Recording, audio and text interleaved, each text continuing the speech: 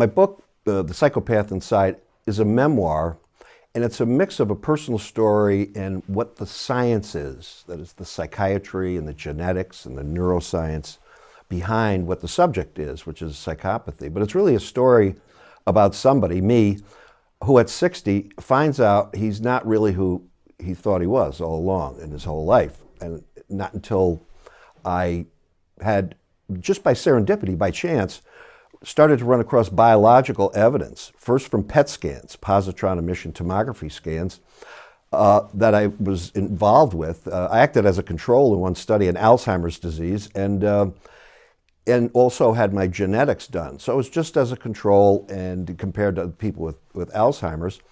And so it was through that, about 7 years ago, that I found out something very strange. And this something strange, both in terms of my brain pattern and the genetics, happened to run, it intersected with another study I had been doing, a minor study on looking at PET scans and fMRIs, another kind of brain scan, and SPECT scans of killers, really bad murderers. And these are particularly bad hombres and some serial killers, etc.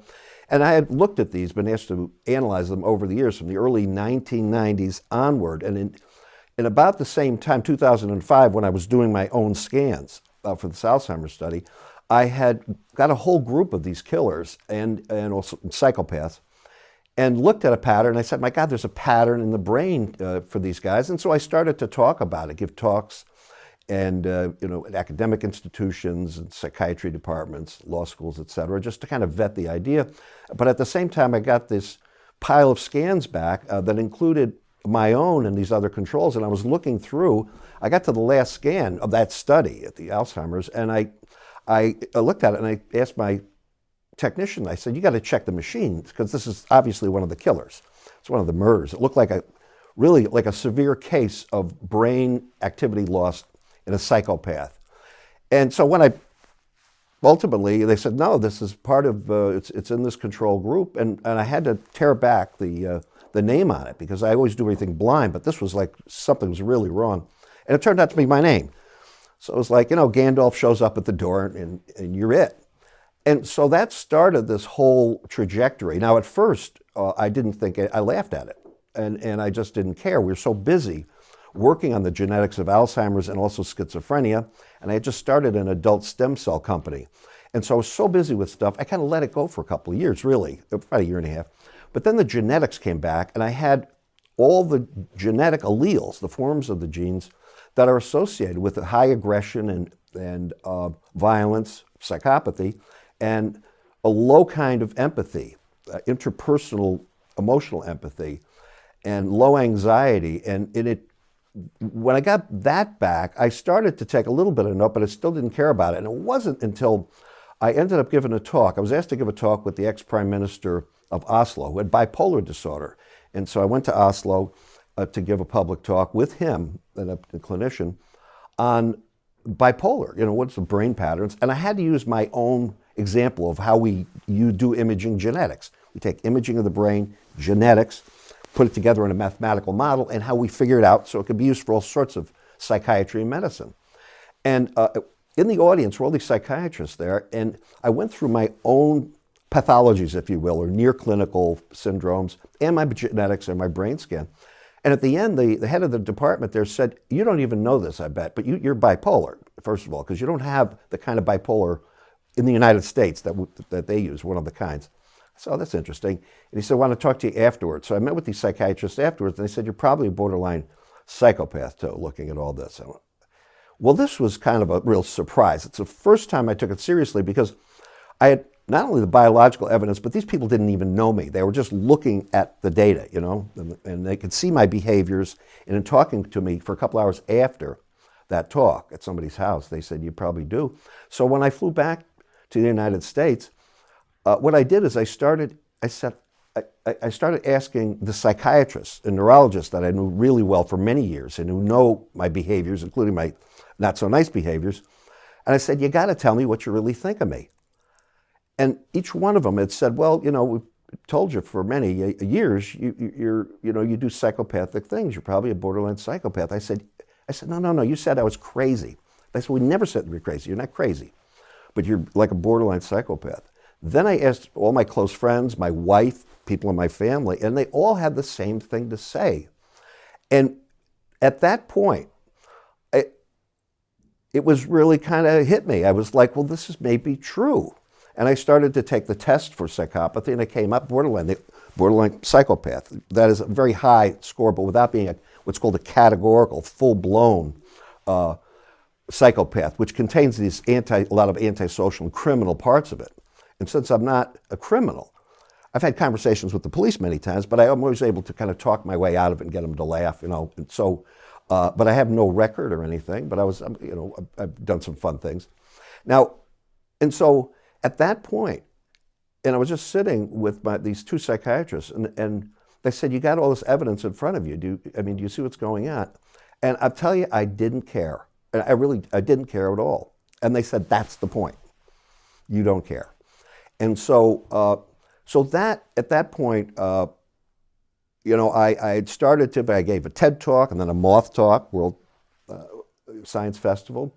And then I got contacted by some people that did different crime shows, to be on Criminal Minds and things like that. But after that, I got contacted the same day by 3 literary agents in New York, and they said, "You got to write a book on this." I went, "People really interested in this?"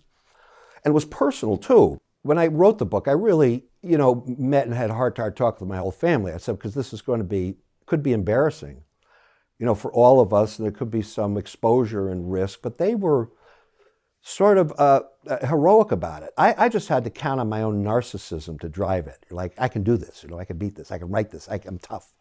And so I kind of used some of the traits to drive it forward. So actually coming out like this, it also assured that I couldn't get away with things anymore, And when you tell people what you're doing, like I do in the book, many of the things, they're looking for it. And it's like, my game is up in a sense.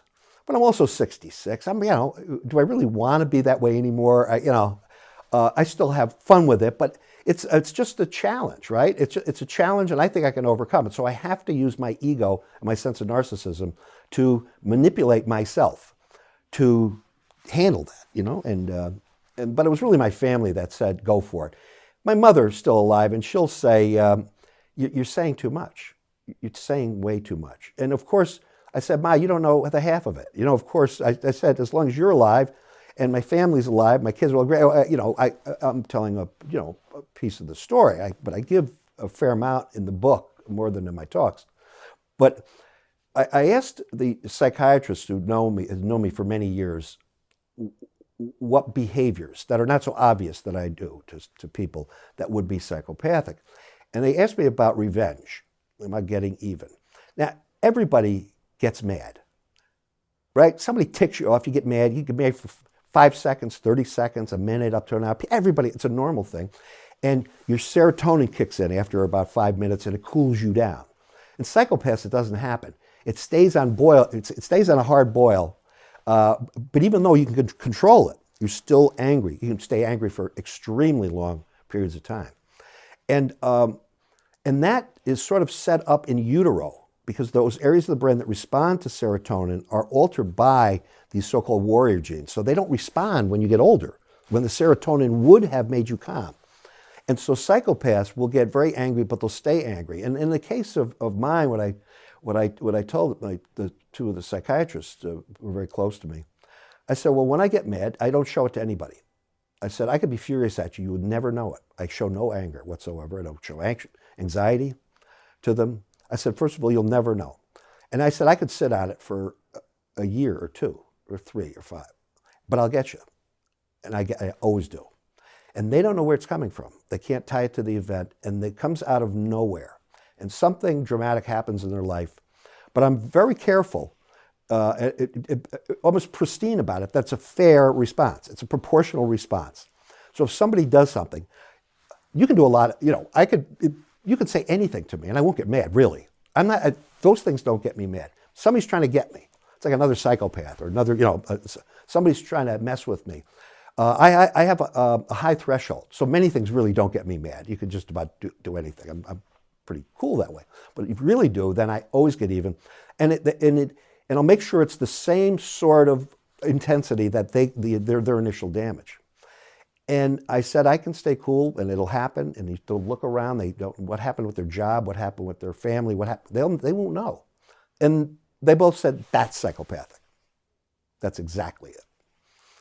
And so some of the, people at the BBC and in Australia who I had talked to, some science writers, they said that's what Dexter is. So when I saw Dexter, I absolutely understood it. Because he was being fair. He was being fair to the universe and the world of ethics of the universe. He was absolutely fair. Morality-wise, not so much.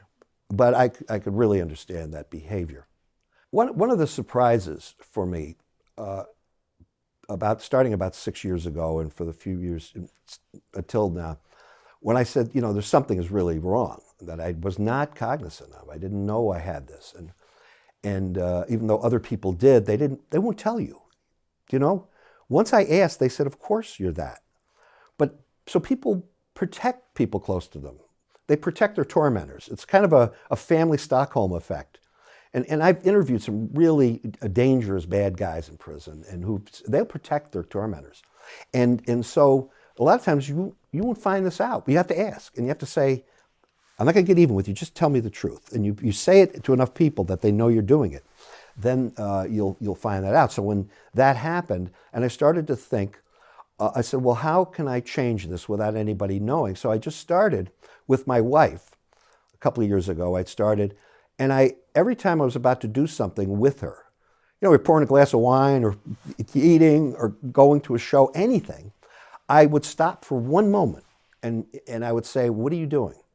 And I noticed that every time I was about to do something with her, it was absolutely the most selfish thing. And for regular behavior, it's like you pour yourself the wine first, you serve yourself first, you try to get out of some duties, even though you make it look like you're cleaning up. But also, it gets worse than that. So, for birthdays or, if there was a big party going on and there was a death in the family, an uncle or an aunt, and I thought there's another party, I would make up an excuse to go to the party. I would just blow off those things. But it would extend it to everything I was doing, and even to people who were close to me, not only family. And I noticed that, and I said, geez, everything I'm doing is maximally selfish. So I have to slow myself down now and try to just do the correct thing. They're very small. You have to, start small because that's where you have to start, because the other stuff is too traumatic to really try to change yourself. But I've tried doing this, and I noticed that, and I didn't tell her I was doing this, and other people, and they said, I like your behavior, and you're different. What happened? And I told them, and I said, I don't really mean it. And they said, my wife, she goes, I don't care. You're just treating me better. And I went, I couldn't believe it. I thought, I had taken the whole thing of empathy and meaning beyond what people behaviorally are asking for. And everybody in my life, they said, who knows what people's motivations are? If you're treating me well, it means you're trying, and that's all that matters. This blew me away. And I really still don't understand it, but I keep trying to do that, right? And so, but I have to stop myself in each one of these. Anytime I do something, so what's the right thing to do?